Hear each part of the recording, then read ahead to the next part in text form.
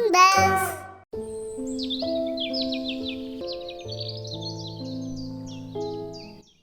ഈ മണ്ടൻ എന്തിനാണ് ദിവസവും ഇങ്ങനെ സമയം കളയുന്നത്? കഴിഞ്ഞ 15 ദിവസമായി ഞാൻ നോക്കുന്നു. ഇവൻ ഇങ്ങനെ മണിക്കൂറുകളോളം നിൽക്കും. ഇന്ന് മഴയത്തും നിൽക്കുകയാണ്. എന്നിട്ടും എല്ലാവരും പറയും മോണ്ട് കുരങ്ങൻ വലിയ ബുദ്ധിമാനാണെന്ന്. ഹേ ദേവി, അങ്ങേ ധ്യാനിക്കാൻ തുടങ്ങിയിട്ട് ഇന്ന് 16 ദിവസമായി. ഈ മണ്ടൻ ഏത് ദേവിയാണ് വിളിച്ചു വരുത്തുന്നത്? ഒരു കാട്ടിൽ മോണ്ടു എന്ന പേരിലുള്ള ഒരു കുരങ്ങൻ താമസിച്ചിരുന്നു. അവൻ വളരെ ദയാലുവും നല്ല സ്വഭാവമുള്ള ഒരു കുരങ്ങനായിരുന്നു. വൈകുന്നേരങ്ങളിൽ അവൻ എപ്പോഴും ഒറ്റക്കാലിൽ നിൽക്കുകയും കൈകൾ കൂപ്പി കണ്ണുകൾ അടയ്ക്കുകയും ചെയ്യുമായിരുന്നു. ഇതേ കാട്ടിൽ കുറച്ചു ദിവസങ്ങളായി മിങ്കു എന്ന പേരുള്ള ഒരു കുക്കും താമസിച്ചിരുന്നു. അവൻ വളരെ വികൃതിയായിരുന്നു. ഈ മണ്ടൻ എന്തിനാണ് ദിവസവും ഇങ്ങനെ സമയം കളയുന്നത്? കഴിഞ്ഞ 15 ദിവസമായി ഞാൻ നോക്കുന്നു. ഇവൻ ഇങ്ങനെ മണിക്കൂറുകളോളം നിൽക്കും. ഇന്ന് മഴയത്തും നിൽക്കുകയാണ്. എന്നിട്ടും എല്ലാവരും പറയും മോണ്ട് കുരങ്ങൻ വലിയ ബുദ്ധിമാനാണെന്ന്. ഹേ ദേവി, അങ്ങേ ധ്യാനിക്കാൻ തുടങ്ങിയിട്ട് ഇന്ന് 16 ദിവസമായി. ഇനി അങ്ങേക്ക് പ്രത്യക്ഷപ്പെട്ടേ മതിയാകൂ. ഇന്ന് അങ്ങ് പ്രത്യക്ഷപ്പെടാതെ ഞാൻ ഇവിടുന്ന് പോകില്ല. ഈ മണ്ടൻ ഏത് ദേവിയാണ് വിളിച്ചു വരുത്തുന്നത്? മൂണ്ടുകുരങ്ങൻ ഒറ്റക്കാലിൽ തന്നെ നിന്നു. ഇപ്പോൾ രാത്രിയായി. ഏകദേശം 9 മണി സമയം. ഇപ്പോൾ എനിക്ക് മടുപ്പ് തോന്നുന്നു. പക്ഷെ ഇവനൊരു തളർച്ചയുമില്ലല്ലോ. എങ്ങനെയാണോ മണിക്കൂറുകളോളം ഇങ്ങനെ ഒരു കാലിൽ നിൽക്കുന്നത്? അപ്പോൾ ആകാശത്ത് നിന്നൊരു വെളിച്ചം വരികയും ഒരു ദേവി പ്രത്യക്ഷപ്പെടുകയും ചെയ്തു. മോണ്ടുകുരങ്ങൻ, നിന്റെ ഭക്തിയിൽ ഞാൻ പ്രസന്നയാണ്. നിന്റെ സാധന പൂർത്തിയായിരിക്കുന്നു. അവൻ തന്റെ കണ്ണുകൾ തുറന്നു. പ്രണാമം ദേവി.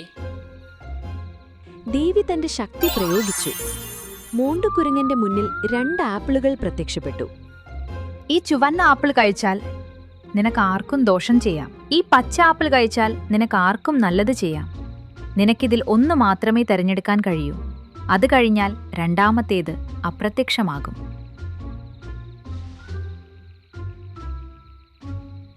എനിക്ക് എല്ലാവർക്കും നല്ലത് ചെയ്യാനാണ് ഇഷ്ടം. അതുകൊണ്ട് ഞാൻ ഈ പച്ചാപ്പിൾ തന്നെ തിരഞ്ഞെടുക്കും.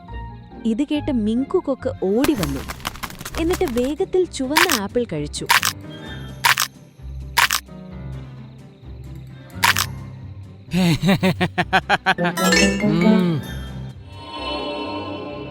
അയ്യോ, നീ ഇതെന്താണ് ചെയ്തത്?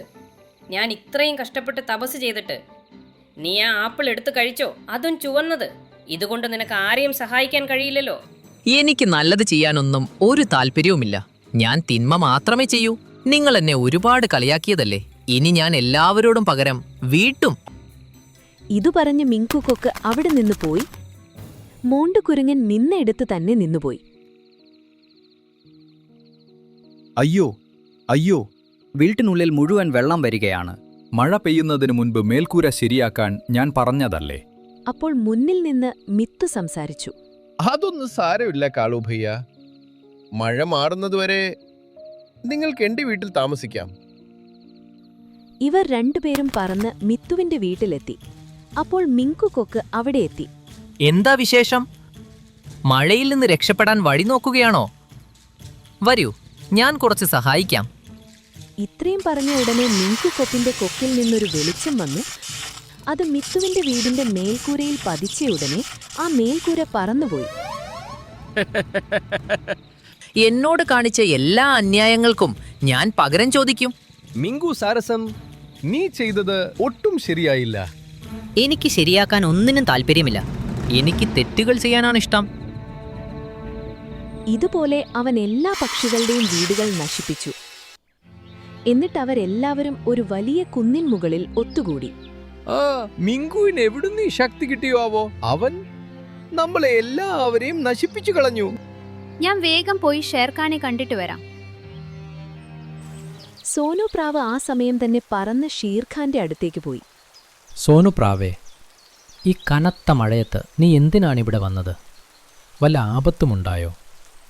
അതെ ഷേർഖാൻ, മിങ്കുവിന് എവിടുന്ന് ശക്തി കിട്ടിയെന്ന് അറിയില്ല.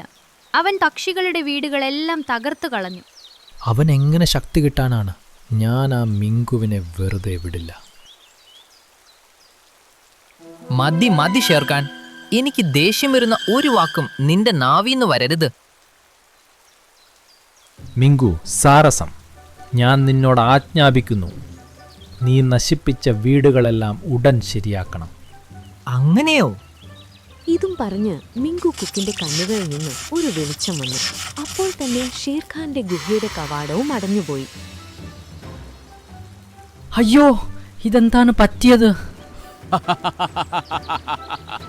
ഇതും പറഞ്ഞ് അവൻ പറന്നുപോയി. ഇപ്പോൾ ഷേർഖാനും ചില മൃഗങ്ങളും അതേ കുന്നിൻ മുകളിൽ ഒത്തുകൂടി.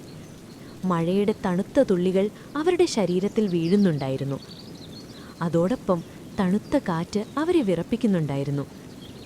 നമ്മുടെ കാടിന് ആരുടെ ദൃഷ്ടിയാണോ പതിഞ്ഞത്? മിങ്കുവിന് ഇത്രയും ശക്തി എവിടുന്ന് കിട്ടി? അവൻ നമ്മുടെ ജീവിതം നരകതുല്യമാക്കി.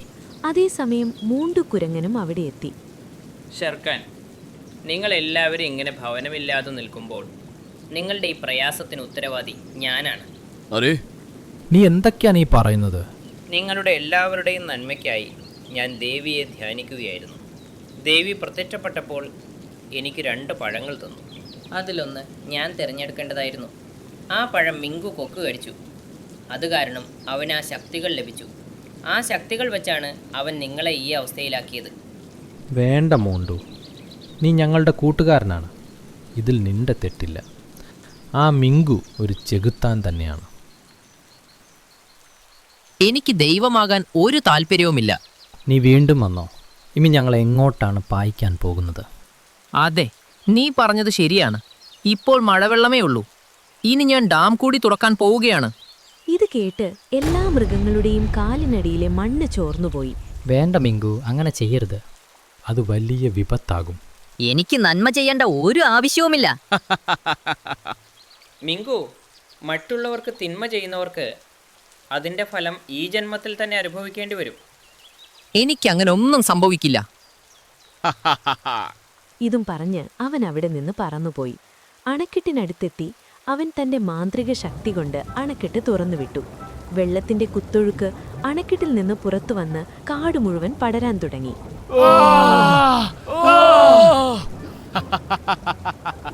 ഇപ്പോൾ എല്ലാ മൃഗങ്ങളും ആ കുന്നിൻ മുകളിലും സുരക്ഷിതരായിരുന്നില്ല. ഒരു തിരമാല വന്ന് എല്ലാവരെയും ഒഴുക്കിക്കൊണ്ടുപോയി. ശരി, ഇനി ഞാൻ എൻ്റെ സ്വന്തം കാട്ടിലേക്ക് പോവുകയാണ്. ഇപ്പോൾ മിങ്കുക്കൊക്ക് തന്റെ കാട്ടിലേക്ക് യാത്രയായി. മഴയോടൊപ്പം അണക്കെട്ടിലെ വെള്ളവും വളരെ ശക്തമായി ഒഴുകുന്നുണ്ടായിരുന്നു. മിങ്കുക്കൊക്ക് തന്റെ കാട്ടിലെത്തിയപ്പോൾ അവിടെയെല്ലാം നശിച്ചു കിടക്കുന്നത് അവൻ കണ്ടു. അയ്യോ, ഇതെന്താണച്ചാ? നമ്മുടെ കാടെങ്ങനെ നശിച്ചുപോയി?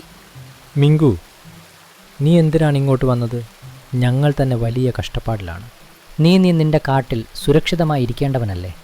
അച്ഛാ, ഇതെങ്ങനെ സംഭവിച്ചുവെന്ന് പറയൂ.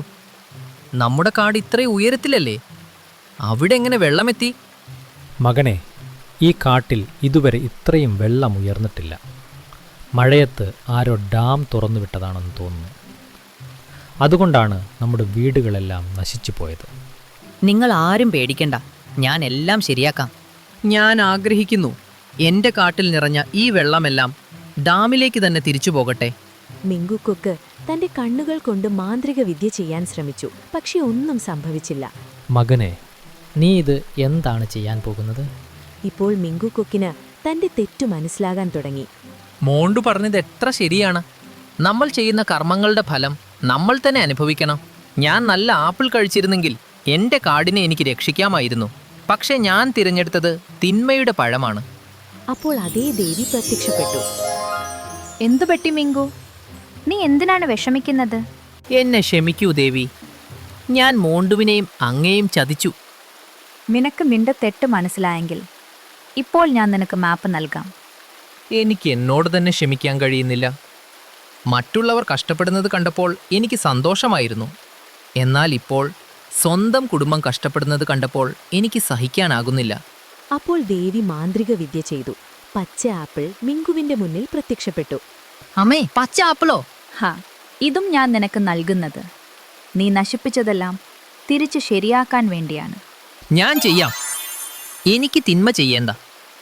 ചീത്ത മനുഷ്യർക്ക് എപ്പോഴും നഷ്ടമേ ഉണ്ടാകൂ. അവരെ ആരും ഇഷ്ടപ്പെടില്ല. അതിനുശേഷം മിങ്കുക്കൊക്ക് ആപ്പിൾ തിന്നു. എന്നിട്ട് അവൻ കാട്ടിലേക്ക് പറന്നുപോയി. അവൻ ആകാശത്ത് പറക്കുകയായിരുന്നു. അവൻ മാന്ത്രിക വിദ്യ ഉപയോഗിച്ചു.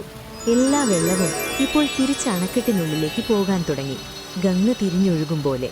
അല്ല, ഇതെങ്ങനെ സംഭവിക്കുന്നു? മഴ നേരത്തെ തന്നെ നിന്നിരുന്നു.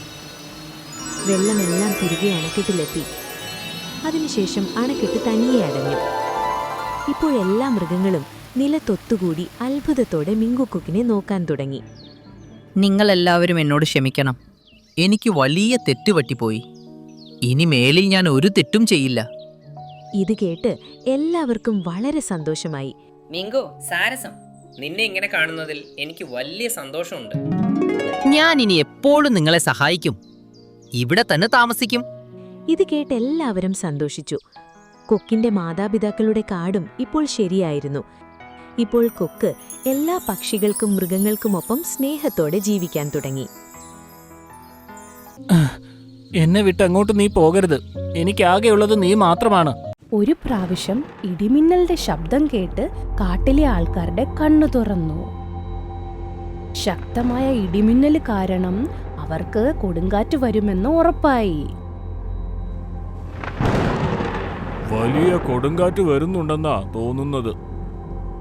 വണ്ണമുള്ള പപ്പായ പറഞ്ഞു, നീ വിഷമിക്കണ്ട, ഞാനിവിടെ ഉള്ളപ്പോ നിങ്ങൾക്കൊന്നും സംഭവിക്കില്ല. അങ്ങനെ പറഞ്ഞുകൊണ്ട് വണ്ണമുള്ള പപ്പായ അതിന്റെ വയറ് തുറന്നു. ദേ നോക്ക്, മണ്ണിൽ എവിടെയൊക്കെയാണോ എന്റെ വിത്തുള്ളത് അവിടെ ഒരിക്കലും ഈർപ്പമുണ്ടാവില്ല. ചെല്ല്, ഇതെല്ലായിടത്തും പരത്തിയിട്ട് വാ. ഇത് കേട്ടതോടെ കൊക്ക് നേരെ ചെന്ന് അതിൽ നിന്നും കുറെ വിത്തുകൾ കയ്യിലെടുത്ത് അങ്ങ് പോയി. എന്നിട്ടോ ഓരോരോ വിത്തുകൾ ഇത്തിരി ഇത്തിരി ദൂരമിട്ട് അങ്ങിടാൻ തുടങ്ങി.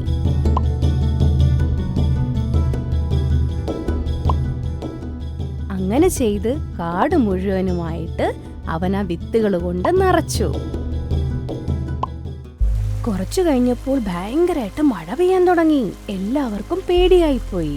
അവര് നോക്കുമ്പോഴേക്കും ഈ മഴത്തുള്ളികൾ തറയിൽ വീഴുമ്പോഴേക്കും തന്നെ ഉണങ്ങാൻ തുടങ്ങി.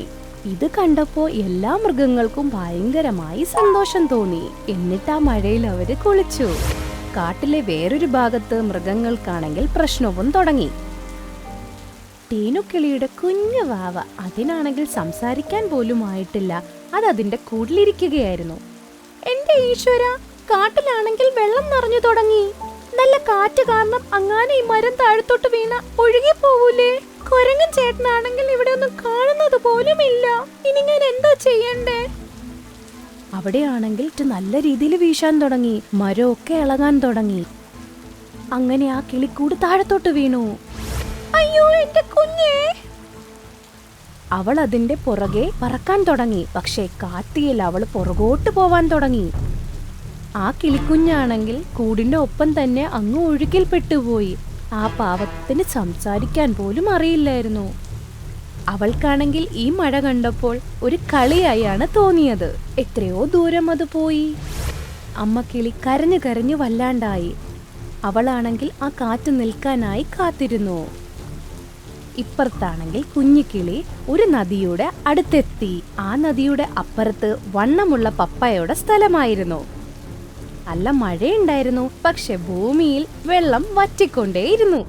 ചെല്ല്, നിങ്ങൾ ആസ്വദിച്ച് കുളിച്ചോളൂ. ഞാൻ പോയി കുറച്ച് വെള്ളം കുടിച്ചിട്ട് വരാം. പെട്ടെന്ന് വരണേ. കൊക്ക് അവിടെ വെള്ളം കുടിക്കാനായിട്ട് നദിയുടെ അടുത്ത് വന്നു. അപ്പോഴാണ് കണ്ടത് ഒരു കുഞ്ഞിക്കിളി വെള്ളച്ചാട്ടത്തിന്റെ വക്കിലെത്താറായെന്ന്. അയ്യോ ദൈവമേ! അവൻ പെട്ടെന്ന് തന്നെ കുഞ്ഞിക്കിളിയുടെ അടുത്തെത്തി അവന്റെ 2 കൈകൊണ്ടും ആ കുഞ്ഞിക്കിളിയെ കൊണ്ട് പറന്നു. ശൂന്യമായ കിളിക്കൂട് ആ വെള്ളത്തിൽ നിന്ന് നേരെ താഴത്തോട്ട് പോയി. കൊക്കാണെങ്കിൽ ആ കുഞ്ഞിക്കിളീനെയും കൊണ്ട് അവന്റെ കൂട്ടുകാരുടെ അടുത്തെത്തി. അവിടെയാണെങ്കിൽ എല്ലാവരും മഴ നനഞ്ഞോണ്ടിരിക്കുകയായിരുന്നു. അതേ കൊക്ക്, ഈ കുഞ്ഞിന് നിനക്ക് എവിടെ നിന്നാ കിട്ടിയത്? എന്ത് ക്യൂട്ടാണിത്! കുഞ്ഞിനാണെങ്കിൽ എല്ലാവരെയും കണ്ടപ്പോൾ അതിശയം തോന്നി. ഇതിനു മുമ്പൊന്നും ഇതുപോലത്തെ മൃഗങ്ങളെ കണ്ടിട്ടില്ലല്ലോ. ഇത് നദിയിൽ ഒഴുകുകയായിരുന്നു. വെള്ളച്ചാട്ടത്തിനടുത്ത് എത്താറായിരുന്നു. എന്തോ ഭാഗ്യത്തിന് ഞാൻ അവിടെ എത്തി. ഞാൻ അവിടെ നിന്ന് അവനെ രക്ഷിച്ചു. ഇനി ഞാൻ ഇവനെ എന്റെ മകനെ പോലെ സംരക്ഷിക്കും. എല്ലാ മൃഗങ്ങൾക്കും കൊക്കിന്റെ ഈ തീരുമാനം കൊണ്ട് ഭയങ്കര സന്തോഷം തോന്നി. കൊക്കാണെങ്കിൽ അതിനെ ഭയങ്കരമായിട്ട് സ്നേഹിച്ചു. അങ്ങനെ കുറച്ചു ദിവസം കഴിഞ്ഞപ്പോൾ കുഞ്ഞ് സംസാരിക്കാൻ തുടങ്ങി. കൊക്കാണെങ്കിൽ അതിന്റെ പേര് മുന്നു എന്ന് വെച്ചു. ഒരു ദിവസം മുന്നും കൊക്കും വണ്ണമുള്ള പപ്പായയുടെ തണലിരിക്കുകയായിരുന്നു. അപ്പോഴാണ് മുന്നു ഒരു കിളീനെ കാണുന്നത്. അതാണെങ്കിൽ അവളെ പോലെ തന്നെ കാണാനുമുണ്ട്, പറക്കുന്നുമുണ്ടായിരുന്നു. ടീ ടീ ടീ എന്ന് പറഞ്ഞുകൊണ്ട് കൊക്കിന്റെ മടിയിൽ നിന്നും പറന്നുപോയി. എന്നിട്ട് ആ കിളിയുടെ പുറകെ ഓടി. കൊക്കിന് ഇത് കണ്ടു ഭയങ്കരമായി പേടി തോന്നി. മുന്നു, എങ്ങോട്ടാ പോകുന്നത്? ഇത് കേട്ടിട്ട് മുന്നു ഒരു പ്രാവശ്യം ആ കിളീനെ നോക്കി. ആ കിളിയാണെങ്കിൽ ഇവളെ തിരിഞ്ഞു പോലും നോക്കുന്നില്ല. എന്നിട്ട് അവള് കൊക്കിന്റെ നേരെ നോക്കി. കൊക്കാണെങ്കിൽ കരഞ്ഞോണ്ടേ ഇരിക്കുകയായിരുന്നു. ഇത് കണ്ടതോടെ മുന്നു പെട്ടെന്ന് തന്നെ തിരിച്ചെത്തി. കൊക്കിനെ അങ്ങ് കെട്ടി അങ്ങ് പിടിച്ചു. എന്നെ വിട്ട് അങ്ങോട്ട് നീ പോകരുത്. എനിക്കാകെയുള്ളത് നീ മാത്രമാണ്. മുന്നു അപ്പോഴും ആ കിളീനെ തന്നെ നോക്കിക്കൊണ്ടേയിരുന്നു. ആ കിളിയാണെങ്കിൽ ഒരുപാട് ദൂരത്തോട്ട് പോയി കഴിഞ്ഞിരുന്നു. അടുത്ത ദിവസം കാട്ടിൽ പരുന്ത് വന്നു. ഇത് കൊള്ളാലോ, നിങ്ങളുടെ കാട് വളരെ നന്നായിട്ടുണ്ട്. ഇവിടുത്തെ മണ്ണ് പൂർണ്ണമായും വരണ്ടതാണ്. ഞങ്ങളുടെ കാടിപ്പോൾ ആകെ വെള്ളപ്പൊക്കത്തിൽ നിറഞ്ഞിരിക്കുകയാണ്. എല്ലാ മൃഗങ്ങളും കാട് ഉപേക്ഷിച്ച് പോകാനിരിക്കുകയാണ്. അല്ല, ഇതെങ്ങനെ സംഭവിച്ചു? ഞാനിപ്പോൾ തന്നെ നിങ്ങളുടെ കൂടെ വന്ന് കാടിന്റെ പ്രശ്നങ്ങൾ പരിഹരിക്കാം. നീ വെറും ഒരു കൊക്ക് മാത്രമല്ലേ, നിനക്കെങ്ങനെ പ്രശ്നങ്ങൾ പരിഹരിക്കാൻ കഴിയും?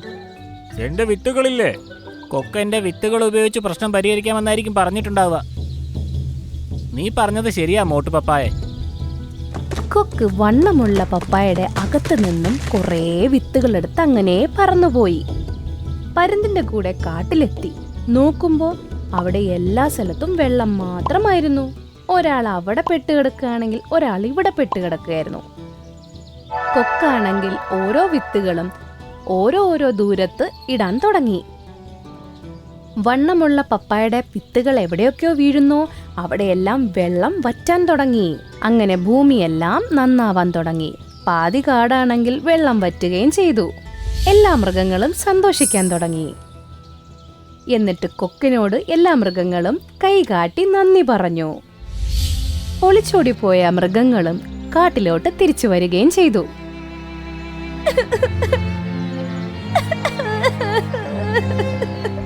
അപ്പോഴാണ് കൊക്കിന് ആരോ കരയുന്ന ശബ്ദം കേട്ടത്. അവൻ നോക്കുമ്പോൾ ഒരു മരത്തിന്റെ മേളിലൊരു കിളി ഇരുന്ന് കരഞ്ഞോണ്ടിരിക്കുന്നതായിട്ട്. കൊക്ക കിളിയുടെ അടുത്ത് പോയി. അപ്പോഴാണ് കാണുന്നത് മുന്നൂനെ പോലെ തന്നെ ഇരിക്കുന്നുണ്ടല്ലോ എന്ന്. എന്തു പറ്റി കിളി? ഞാനിപ്പോൾ ഈ വനത്തിലെ വെള്ളപ്പൊക്കമെല്ലാം മാറ്റിയില്ലേ, പിന്നെന്തിനാ നീ കരയുന്നത്? കാട്ടിലെ വെള്ളപ്പൊക്കമൊക്കെ നീ കളഞ്ഞു, പക്ഷെ എന്റെ ജീവിതത്തിലെ പ്രശ്നമൊന്നും നീ കളഞ്ഞിട്ടില്ല കൊക്കെ. കൊക്കെ, എന്റെ കുഞ്ഞാണെങ്കിൽ വെള്ളപ്പൊക്കത്തിൽ ഒഴുകിപ്പോയതാ. ഇതുവരെ കണ്ടിട്ടില്ല ഞാൻ. അറിയില്ല ഇപ്പൊ എവിടെയായിരിക്കുമെന്ന്. ജീവനോടെ ഉണ്ടോ മരിച്ചോ എന്നൊന്നും അറിയില്ല. എനിക്കാണെങ്കിൽ വേറെ ആരുമേ ഇല്ല. ശരിക്കും പറഞ്ഞാൽ കൊക്കിന് മുന്നൂനോട് ഭയങ്കര സ്നേഹമായിരുന്നു. പക്ഷെ അമ്മക്കിളിയുടെ കണ്ണിൽ കണ്ണുനീര് കണ്ടപ്പോൾ അവന് സഹിച്ചില്ല. ഞാൻ നിങ്ങളുടെ കുഞ്ഞിനെ കണ്ടിട്ടുണ്ട്. അവനിപ്പോൾ സംസാരിക്കാനും തുടങ്ങിയിരിക്കുന്നു. നീ സത്യമാണോ പറയുന്നത്? എന്നെ ഒന്ന് അവിടെ കൊണ്ടുപോവാമോ? എനിക്ക് കാണണം ഇപ്പൊ തന്നെ. ആ, എന്റെ കൂടെ വരൂ. കൊക്കാണെങ്കിൽ അവളെയും കൊണ്ട് കാട്ടിലോട്ടങ്ങ് പറന്നു. മുന്നു വണ്ണമുള്ള പപ്പായുടെ അടുത്തിരിക്കുകയായിരുന്നു. മുന്നു, നിന്നെ കാണാൻ ഒരാൾ വന്നിട്ടുണ്ട്. അപ്പോഴാണ് മുന്നു കാണുന്നത് അമ്മക്കിളി അവിടെ അവളെ നോക്കി കരഞ്ഞുകൊണ്ടേയിരിക്കുന്നു. എന്റെ കുഞ്ഞെ, എത്ര ദിവസമായി നിന്നെ കണ്ടിട്ട്. വാ, എന്റെ അടുത്തോട്ട് വാ. ഇത് കേട്ടതോടെ മുന്നു ഓടിപ്പോയി അമ്മയെ കെട്ടിപ്പിടിച്ചു. കാട്ടിലെ എല്ലാവർക്കും ഈ സംഭവം കണ്ടപ്പോൾ സന്തോഷം തോന്നി. വരൂ എന്റെ കുഞ്ഞെ, എന്റെ കൂടെ വാ. നമ്മുടെ കാട്ടിൽ പോയി നമുക്ക് പുതിയൊരു കിളിക്കൂടുണ്ടാക്കി സന്തോഷത്തോടെ ജീവിക്കാം. ഇത് കേട്ടതോടെ മുന്നു നേരെ കൊക്കിന്റെ കണ്ണിലെ കണ്ണുനീരാണ് കണ്ടത്. അപ്പോഴേക്കും മുന്നുവിന് ഒരു കാര്യം ഓർമ്മ വന്നു. എന്നെ വിട്ട് അങ്ങോട്ട് നീ പോകരുത്. എനിക്കാകെയുള്ളത് നീ മാത്രമാണ്. അമ്മയാണ് എന്നെ ജനിപ്പിച്ചത്. അമ്മയ്ക്ക് എന്നെ ഭയങ്കര ഇഷ്ടമാണെന്ന് എനിക്കറിയാം. പക്ഷെ കൊക്കങ്ങളും എന്നെ ഭയങ്കരമായിട്ട് സ്നേഹിച്ചിട്ടുണ്ട്.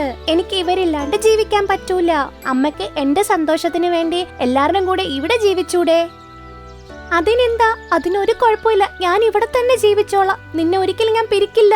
ഇത് കേട്ടപ്പോൾ കൊക്കിന് ഭയങ്കര സന്തോഷമായി. മുന്നു നേരെ പോയി കൊക്കിനെ അങ്ങ് കെട്ടിപ്പിടിച്ചു. അപ്പോഴേക്കും എല്ലാ മൃഗങ്ങളും കൈയടിക്കാൻ തുടങ്ങി. ഇത് വളരെ നന്നായിട്ടുണ്ടല്ലോ. ഇനി മുന്നുവിന്റെ അമ്മയും നമ്മളുടെ കൂടെ ഉണ്ടാകും.